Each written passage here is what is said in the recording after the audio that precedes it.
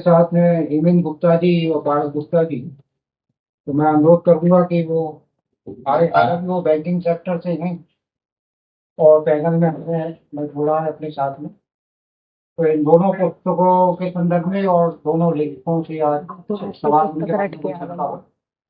ताजमहल के संबंध में मुझसे बाद में आपसे नहीं पूछा। नहीं, मुझसे पूछी। तुमने बोला ना उसे वही मैं कहने आपको मैं क्वेश्चन रेफर करना चाहती थी कि बाकी हम मैं अभी बता दूंगा 15 मिनट में।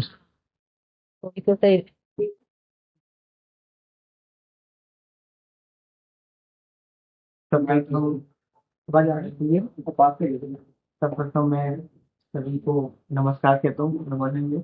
और बहुत ही शॉर्ट नोटिस पर मुझे जानकारी मिली कि शर्मा जी ने हमें याद किया है। और कार्यक्रम क्या था, कैसे था, वो मुझे थोड़ी देर पहले ही मेरे पारस जी ने मुझे बताया। और यहाँ आने का सौभाग्य मिला और कुछ बातें रखने का, अपनी बातें रखने का, कुछ पूछने का जो मौका मिला है, उसमें बस मैं एक बात पूछना चाहूँगा मैं आपसे कि जैसा अभी मुझसे पहले मैं पूछ रही थी, ताजमहल को तेजो महल पहले रहा है या जो चीज़ें निकल के आ रही हैं, इसके साथ ही साथ जो यमुना जी का बहाव है, तो उसे किस संदर्भ में आप जोड़ना चाहती हैं? कहीं ना कहीं जैसा हमारे संस्कृति में देखा गया है कि पहले जो हमारे धर्म स्थल हुआ करते थे वो कहीं ना कहीं किसी नदियों के आसपास या कहीं ना कहीं कुछ ऐसी जगह हुआ करते थे। तो इसको वो कैसे कोलरेट करेंगी आप, या क्या इसमें कुछ ऐसा छुपा हुआ है जो चीजें निकल के नहीं आ पा रही हैं? लोग जन भावना, हमारी जन भावना क्यों इस पर, मेरे दो क्वेश्चन है। एक तो वो यमुना जी का इस पे क्या कनेक्शन है, और हमारी जन भावना उतना जितना होनी चाहिए, निकल के आनी चाहिए, वो क्यों नहीं आ पा रही है? क्या कुछ इतिहासकारों का इसके ऊपर और अभी अध्ययन करना बाकी है, या ये मैं थोड़ा सा जानना चाहूंगा। जी, हम सभी जानते हैं कि आगरा यमुना के आगरा के पूर्वी तट पर, बाएं पूर्वी तट पर ये यमुना बहती है नदी। और देखिए, बाबर जब यहाँ आगरा में आया था तो उसने देखा था कि यहाँ जीवन की सभी संभावनाएं हैं। यमुना को देखकर और यहाँ के उपजाऊ जमीन को देखकर उसने यहाँ रहने का, हरियाली को देखकर उसने यहाँ रहने का मन बनाया था और इसको राजधानी भी बनाया गया। तो हमने देखा है कि जितने भी शिवालय हैं उनके पास कहीं न कहीं कोई नदी होती है। चाहे आप मनकामेश्वर के पास देखिए, आगरा का हाथी घाट है, कैलाश के पास देखिए, आप हर जो प्रमुख मंदिर है उसके पास आपको कोई न कोई नदी मिलेगी।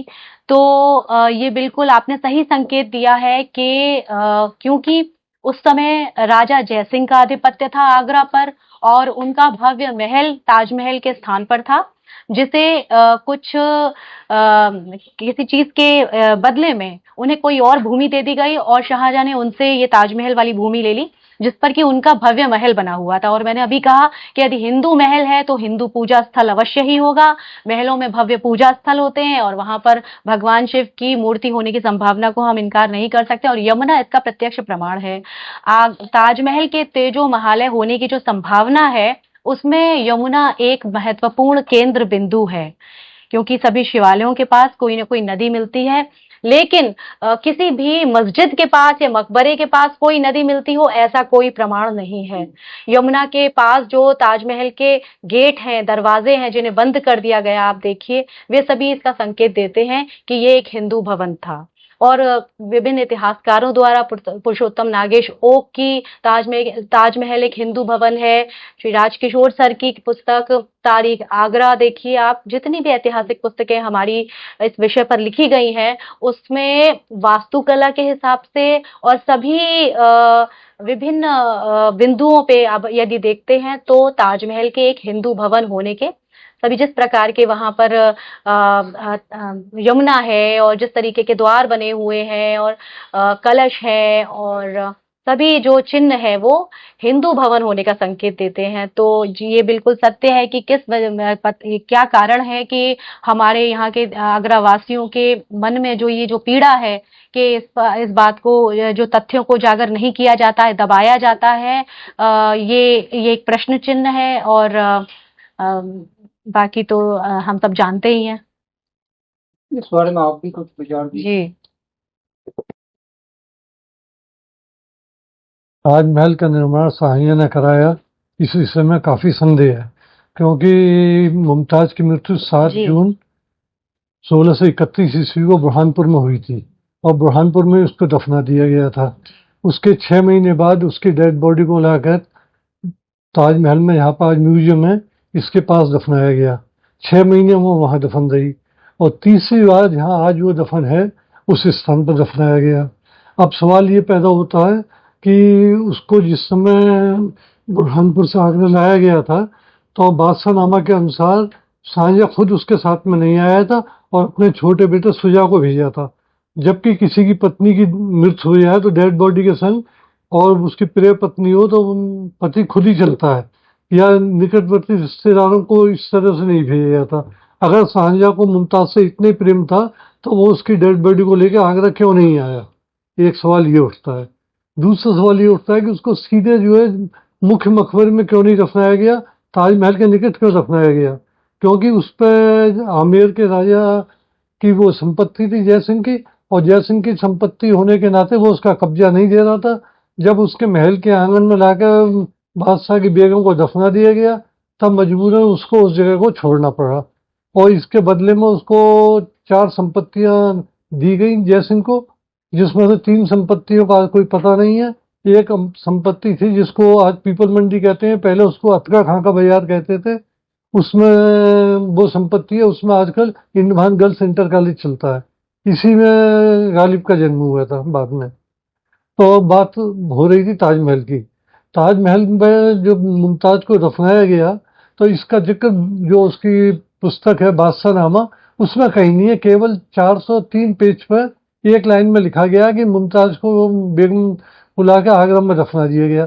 ताजमहल जब उसमें छोटी छोटी बातों का जिक्र है शाहजहां से संबंधित, तो ताजमहल का जिक्र क्यों नहीं है? कब बनना शुरू हुआ, कब बन के पूरा हुआ और कितनी उसमें लागत लगी, इसका जिक्र लोग अपने अंदाज से लगाया करते हैं, उसमें कहीं भी नहीं दिया हुआ बादशाहनामे में।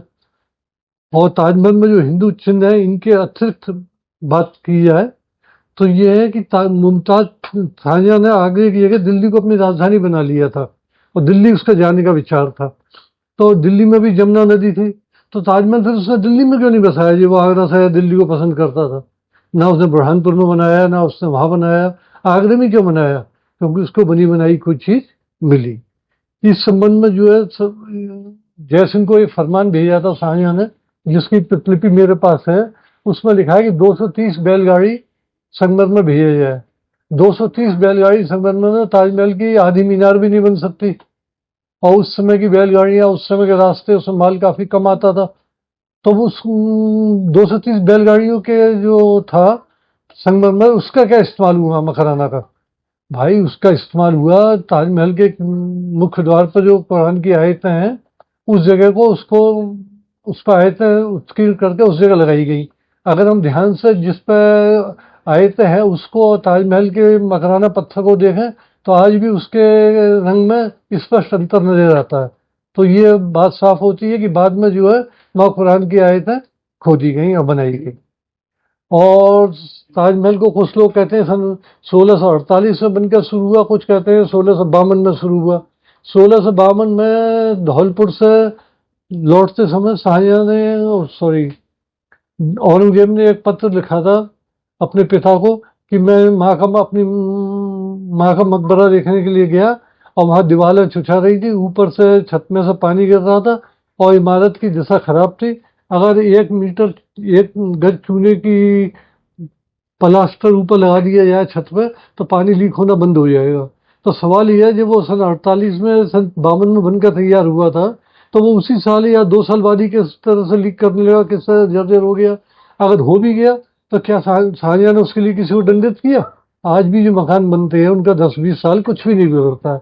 तो बादशाह की बनाई हुई इमारत को जो आज 400 साल बाद भी टिकी है वो 1 साल बाद या 6 महीने बाद ही किस तरह जर्जर अवस्था में पहुंच गई थी।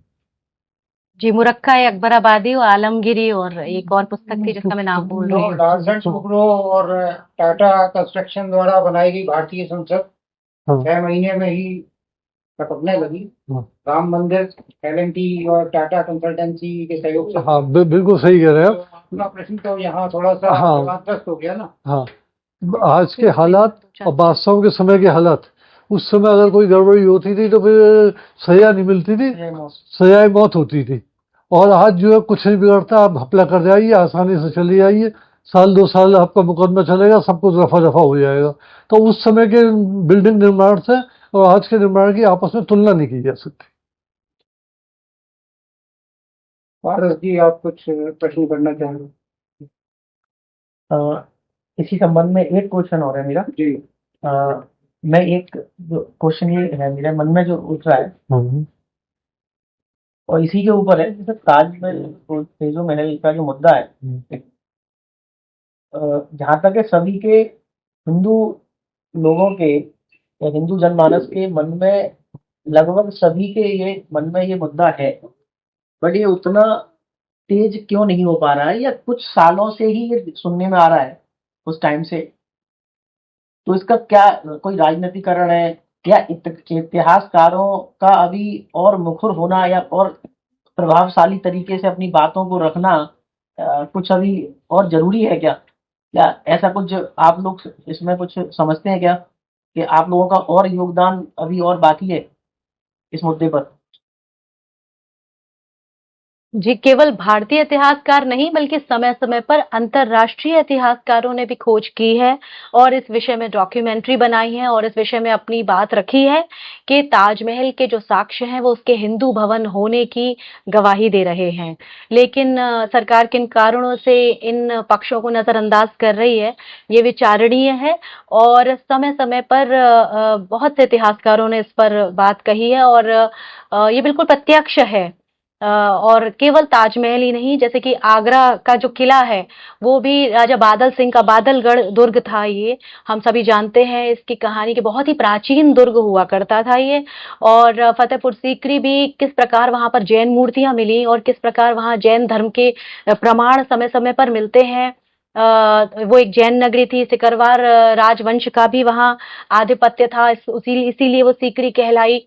तो आप जो भी ऐतिहासिक इमारतें हैं जिनके आधार पर आगरा को एक मुगल शहर होने का नाम दिया जाता है, यहाँ के गली मोहल्लों के, यहाँ के स्थानों के नाम मुगल शासकों के नाम पर रखे गए हैं, ये बहुत ही दुखद है। और उपनिवेशवादियों ने जिस तरीके से आगरा के इतिहास के साथ खिलवाड़ की है, ऐसा इतिहास में कहीं और देखने में नहीं आता है और आगरा के इतिहास का पुनर्लेखन बहुत आवश्यक है, विशेष रूप से एनसीईआरटी की किताबों में से ये सभी इन तथ्यों को इनका सुधार करना चाहिए, जिससे आने वाली जो हमारी जनरेशन हैं, भावी पीढ़ियां हैं, वो आगरा के सत्य को जाने। बहुत बहुत धन्यवाद आपका, ये सभी हम सभी का मार्गदर्शन करने के लिए। काफी सारे धन्यवाद शर्मा जी का, जिन्होंने मौका दिया।